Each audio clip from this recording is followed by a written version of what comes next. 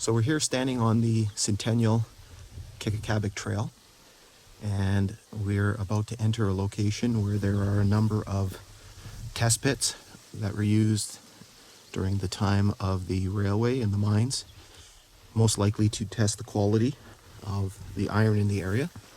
And so this is the first location. You can see it's just to the north here of the trail. You can see all of the tailings from the pit, all red and oxidizing with rust. And so you can see the pit itself.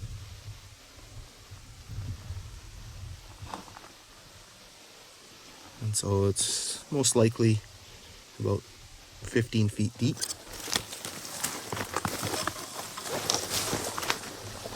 Make our way to the side here where we can see the hole a little bit better.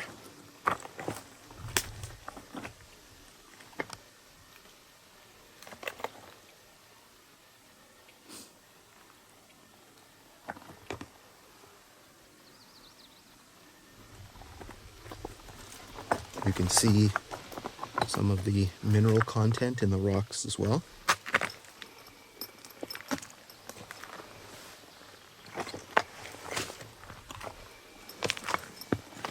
Very neat rock as well. Looks like some quartz maybe.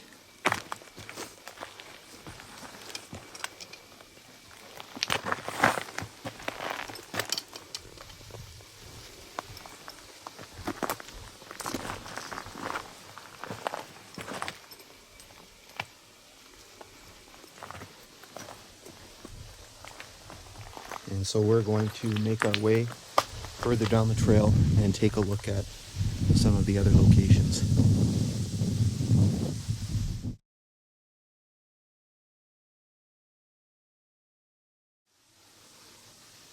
Alright, so we're here, we're just slightly to the west of the previous test pit location.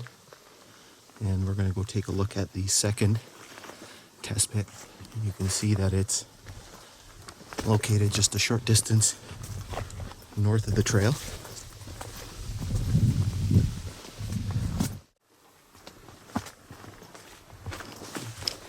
And you can see the tailing pile here with all the oxidizing rocks. Once again, quite large.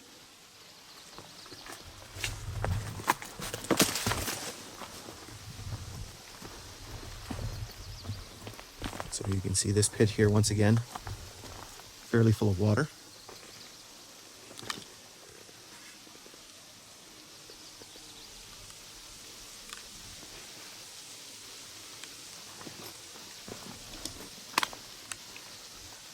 Not very deep. We can make out the bottom.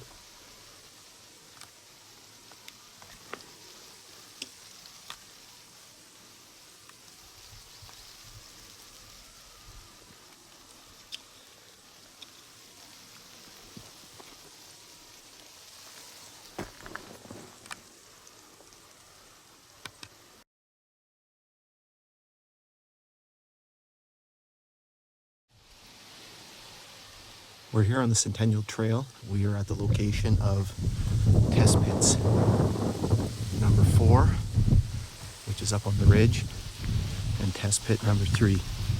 Now number 3 used to be the only one that was visible along the side of the Kekekabic Trail before they built the Centennial Trail. And this was the sign that was up here for quite a long period of time. I remember it here in '98. I'm not sure why this sign was put up, possibly to keep people from going to look for the real Paulson shaft.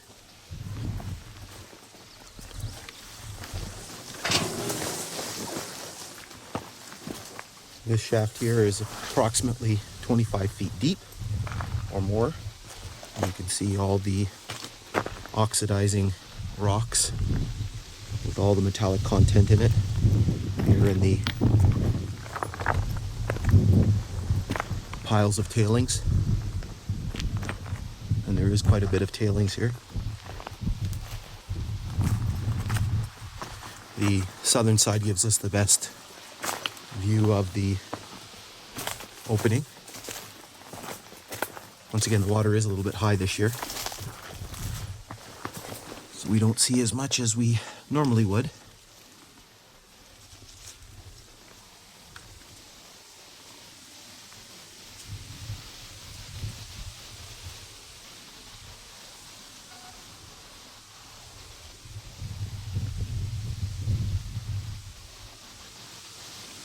So now we're going to make our way across the trail and take a look at the fourth test pit.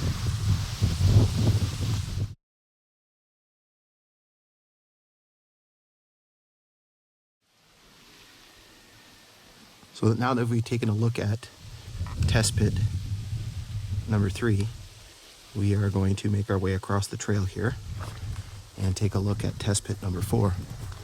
Now, number 4 is located approximately 50 meters up the trail, so it is a little bit of a walk. We have to climb up to the top of that ridge.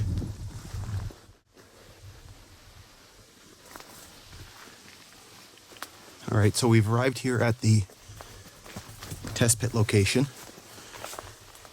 More tailings, all oxidizing. You can see this pit here, not particularly deep. You can see there's quite a bit of water inside. You can see all the tailings from the pit.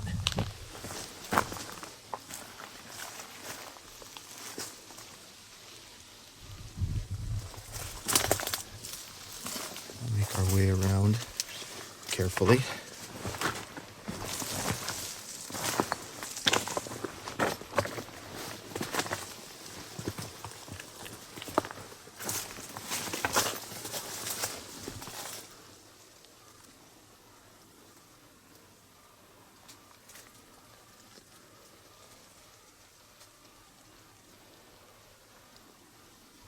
And you can see all the oxidization inside the pit itself.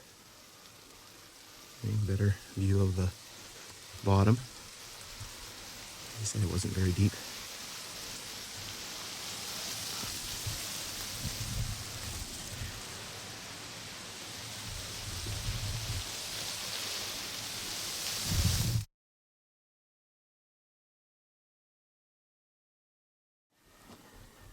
Okay, we're here on the Centennial Trail. We are at the location of the 5th and final test pit in this initial area. So the test pit itself is located just a short distance off the trail. Once again, surrounded by the wooden fence.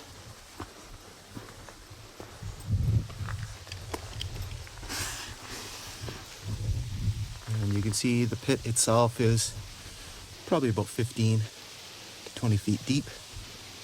You can see the oxidizing rocks inside. Here on the south side, you can see the tailings from the pit.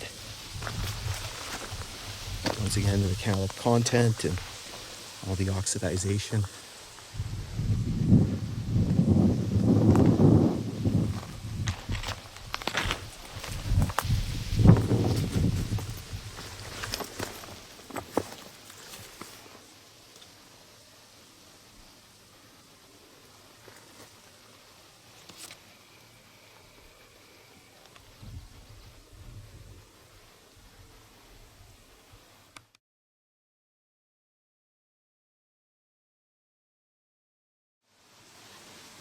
So we're here on the Centennial Trail, just short of the intersection with the southern arm of the trail. And what we have here, you can see the pile of rocks located just above me on the north side, is we have another small test pit, more like an adit.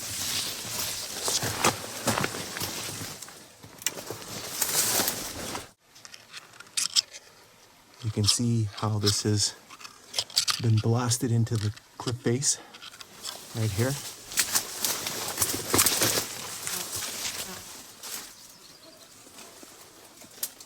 And so once again, this would have been used to determine the quality of the iron in this area.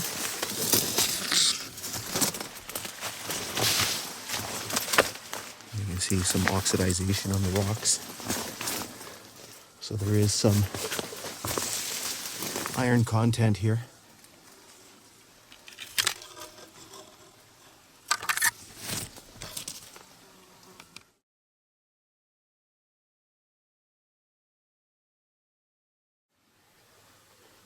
We're here on the north side of the Kekekabic Trail. You can see right here, this bridge is where the two trails intersect, the Kekekabic and the Centennial. And we're standing here on this enormous pile of rocks. Once again, you can see all the oxidization and the metallic content inside the rock. And so this very, very large pile of rock, you can see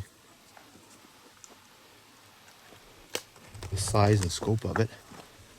It has been suggested that this rock was taken out of a channel, which you can hear just running in the background, that empties out of the lake that's just over there. This rock may have been taken out of there to drain the lake, but if we take a look at just to the north of us here, we can see that it appears though this area has been subjected to some blasting. And so this portion of cliff may have been blasted out, and this is where this rock may have come from. Once again, you can see the oxidization and the mineral content in the rock.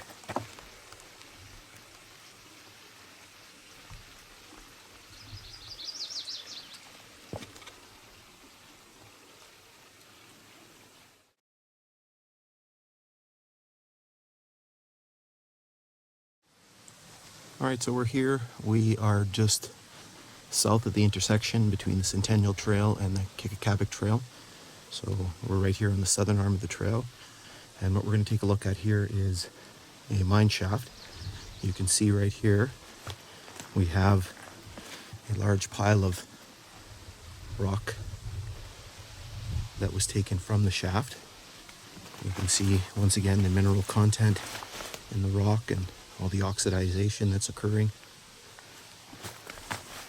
And so the shaft itself is just right up here. Once again fenced off.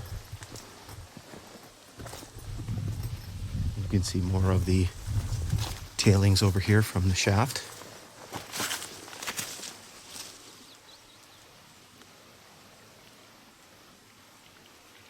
The rail line would have been just down here in what is now a swamp here, as it's made its way to the Paulson mine, which is located in that direction.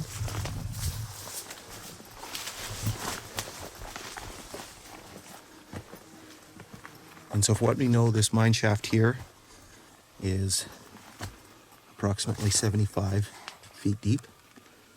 The water is very high, so unfortunately you can't see any of the timbers on the side of the shaft.